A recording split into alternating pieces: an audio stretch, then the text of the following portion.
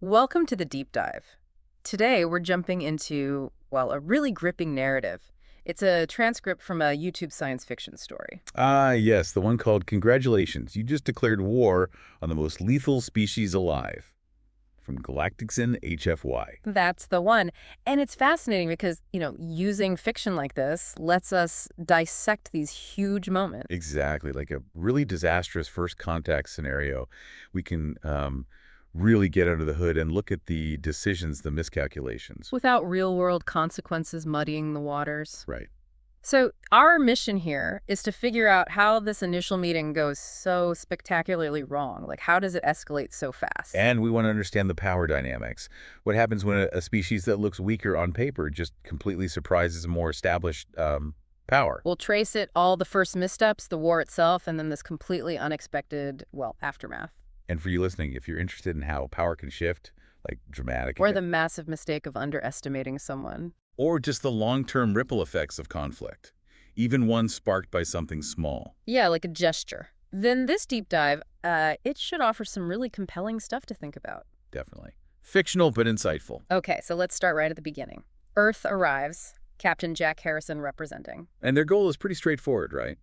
They show up at the Galactic Conclave looking for, friendship, cooperation, the usual first contact goals. But the reception isn't exactly warm and fuzzy from everyone, particularly the Verkari. Ah, the Verkari. Yeah, the contrast is immediate. They're led by General Dra, and they're just openly hostile. And physically imposing, too, right? Yeah. Scaled, tall, 4 arms, claws. And they control 15 star systems. So not a minor player. They've got a reputation. Military power. And that first interaction, wow. General Dra is just dripping with contempt. He calls humans primitive primates. Says they got lucky with tech. Sneers at their history. It's like a masterclass in how not to do diplomacy. Well, it speaks volumes about the Verkari, or at least Dra's perspective. This ingrained arrogance, this belief in their own superiority. And then the spitting incident. To Harrison, it's just disgusting, an insult. But that's the critical misunderstanding, isn't it? For the Verkari, in their culture, that specific act, it's a formal declaration of war. Which the humans have absolutely no idea about. That cultural gap is just massive. It's the trigger, the first domino, And things happen fast after that. Verkari warships just appear. almost instantly. And they attack the human ship. So much for a peaceful welcome. It's brutal, a real shock, showing that this galactic conclave isn't the friendly club Earth might have hoped for. And it sets the tone, doesn't it?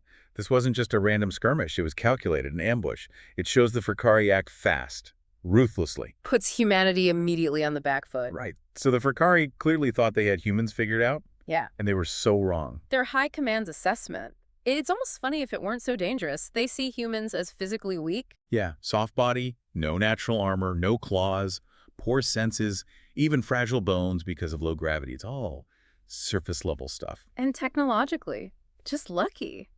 Chaotic and unplanned science, like they just stumbled onto faster than light travel. It's striking how they judge everything by their own standards, their own structured way of doing things. They just couldn't conceive of strength beyond the physical or innovation that wasn't, linear. Adaptability, ingenuity, none of that factored in. Nope. And they totally blew off Earth's first message back. You've made a terrible mistake. They called that a pathetic threat. Laughed at it. And they ignored warnings, too, particularly from Professor Z. Professor Z, yeah. An outsider warning them about human adaptability, about their history of, ironically, fighting each other. Which, might just have made them incredibly resilient. But the Verkari, lost in their arrogance, just dismissed it. It's a classic case of confirmation bias, maybe? Seeing only what fits their assumptions? I think so. Professor Z saw the potential danger in that history, that crucible of conflict. The Verkari just saw weakness, a huge strategic blunder. And the cost for humanity initially is steep. Really steep. 27 dead, 15 wounded on that first ship. And then the attack on the Alpha Centauri research station. That's horrific. 342 dead, including 86 children.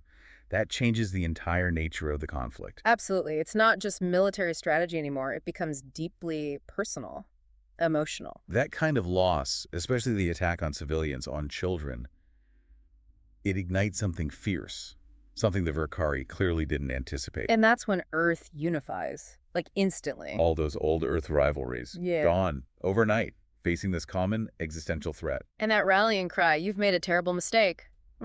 It's not a plea anymore, is it? It's a promise. It's chilling. It signals that shift from just defending themselves to actively seeking retribution. A unified front the Verkari probably never thought possible. Maybe they were used to dealing with species that were more fractured. Could be. And then, surprise, Earth pulls out hidden assets. Project Awakening, Yeah. these secret defense systems, and advanced weapons like iCombat systems that weren't on any official database. It's like they were holding aces up their sleeve. The element of surprise is huge here. Denies the Verkari crucial intel, suddenly levels the playing field in ways they didn't expect. It shows a kind of long-term strategic thinking the Verkari completely missed in their primitive primates assessment. And we see that resilience early on, too. That captured human ship. Rigged to explode rather than be taken. Exactly. Sends a message. We won't surrender easily. We'll deny you everything, even at the cost of our own lives. That's a psychological element, isn't it? A different calculation of loss and sacrifice that the Verkari, maybe more pragmatic, just don't get. A deep resistance. Then Professor Z pops up again, trying to explain humans to the increasingly confused Verkari. And he nails it. He calls humans apex predators. Talks about predatory thinking. The ability to anticipate, set traps. Yeah, and that quote. It's powerful. There is nothing more dangerous in the galaxy than a human protecting his children, or a human seeking revenge for them. Oof, that hits hard, especially after Alpha Centauri. It taps into something fundamental about human nature, those deep protective instincts, the drive for retribution. These become massive strategic factors that Verkari just overlook. And Commander Blackwood's rage shows that predatory thinking in action. Turning the Verkari's own defense systems against them, that's not just reacting, that's pure ingenuity, adapting on the fly. Exploiting weaknesses in the middle of a fight, that rapid adaptation becomes a hallmark. They're not stuck in rigid doctrines. They analyze, they improvise, they find solutions, even using the enemy's tech. And Earth starts playing the diplomatic game too, right? Building alliances. With smaller powers, sharing intel with the Verkari, showing they're not just fighters, they're coalition builders too. Alex Carter explains it to these potential allies. Talks about humanity's long, long history with war. How they've kind of perfected it in some ways. And their willingness to fight outside the expected galactic conventions of warfare. Whatever those are. Basically, humans don't play by the assumed rules. Which is a massive advantage. Their own internal conflicts gave them this huge, varied playbook that the Verkari, maybe more traditional, just weren't ready for. And then, Operation Trojan, the Defiant. One human ship takes out 3 Verkari warships, a deliberate sacrifice. Carter calls it an acceptable trade. That phrase alone seems to freak out their allies. Yeah, it highlights a really different value system, doesn't it? Individual lives versus the strategic win. That willingness for self-sacrifice for the group. It's potent, but probably disturbing to species who don't think that way. Verkari High Command must be starting to really sweat by now. You'd think so. They apparently can't figure out how humans keep anticipating their moves even after changing codes. And Professor Z comes back with another insight. Persistence hunting. Ah, the evolutionary biology angle. Humans evolved to just keep going. Exactly. The ability to fight, to exert themselves for way longer than the Verkari can physiologically handle. That endurance becomes a weapon in a long war. Like wearing down the opponent bit by bit. And then there's the tech adaptation speed. Dr. Plex analyzes it. Humans are modifying armor, shields, weapons based on battlefield data in weeks, not years. Yeah, and their whole industrial base pivots to war production in less than a month. It's terrifyingly fast. That learning loop fight, analyze, adapt, deploy, gives them this constantly evolving edge.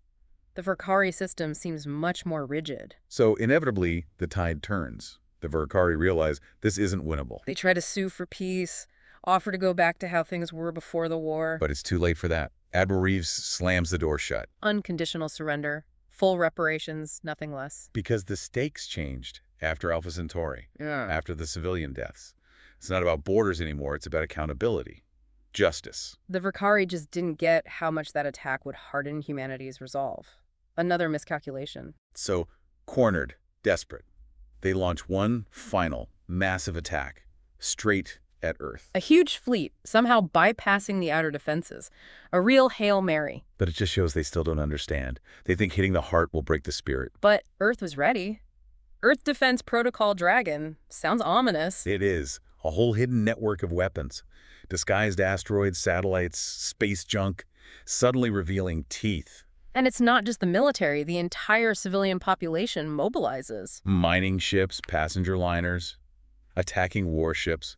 That must have been completely shocking to the Verkari. That total blurring of lines between civilian and military when their home is threatened. It's total war, on a scale they couldn't comprehend. An entire civilization fighting back with everything it has. And the Verkari fleet, decimated, utterly defeated. A stunning reversal. Shows the power of those hidden defenses, the unconventional tactics, that sheer unified will. But then the story takes another twist. It's not just about crushing the enemy. Right. Captain Russell broadcasts directly to the Verkari people. And reveals their emperor was planning to use a doomsday weapon, a void catalyst. Yeah. Basically burn it all down. Russell exposes this and offers the Verkari people a choice.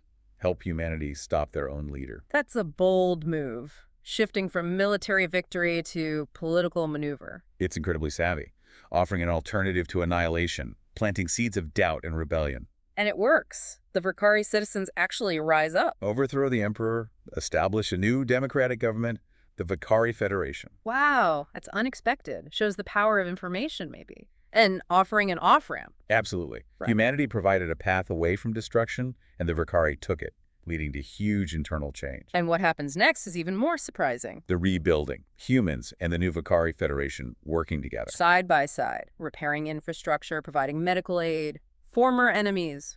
It's an amazing picture of reconciliation after such a brutal war. It suggests even deep hatred can be overcome if there's a shared goal, a willingness to move forward. Ambassador Daniels reflects on that, right? Humanity choosing not to just use its new power for more destruction. Learning from their own bloody history, perhaps. That seems key. True strength isn't just having the power, it's the wisdom in how you use it, or choose not to use it. That hard-won wisdom becomes crucial. And the galaxy's view of humans, completely flipped. From primitive primates to, well, both the most dangerous enemies and the most valuable allies. That duality really sums it up. They saw the ferocity, the innovation in war. But then also the capacity for peace, for cooperation, for rebuilding. Makes them a complex, significant force. So wrapping up this deep dive, wow, this sci-fi story, it really drills down on the dangers of underestimating others, doesn't it? Hugely. And the incredible power of adaptability, of resilience when you're pushed to the wall. And maybe the most profound part is seeing that potential for reconciliation even after everything that happened. Yeah, it really drives home that true strength isn't just about having the biggest guns. It's about the choices you make as a species, as a civilization. Definitely. Hopefully for you listening, this exploration offered some food for thought about power, strategy, and just how weird and unpredictable relations can get, even in fiction. I think it provides a lot to chew on. So here's a final thought to leave you with. Consider a species shaped by evolution as persistence hunters, as apex predators.